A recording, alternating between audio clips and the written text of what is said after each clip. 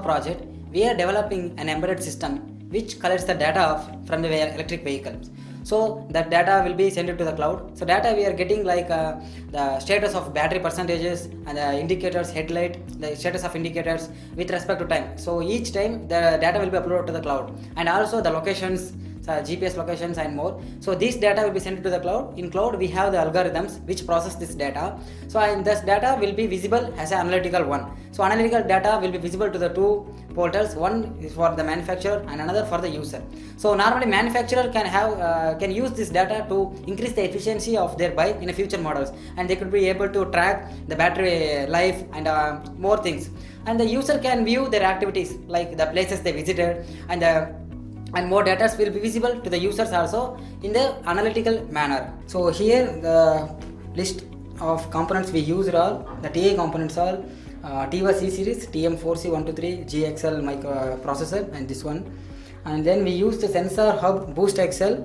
And this is an IoT interfaced web module. The data which we can get from the sensors through API, which we store in our database, and then processing some algorithm for the analytics output. This is the area where the details are given, and then the power consumption area which shows in chart for some sources using the how much power in the battery from the bike. Then the next module is battery activities, where the status is driving or charging and estimated distances and traveled distance, locations and speed, like this are displaying there. And the next one is acceleration speed, which is in real-time mode with respect to time. This is for the bike speed for the user. And the next module is Google Map for the users for tracking the bike live location, and the history of the bike for traveling with respect to timeline of the users. This is a web interface through API process.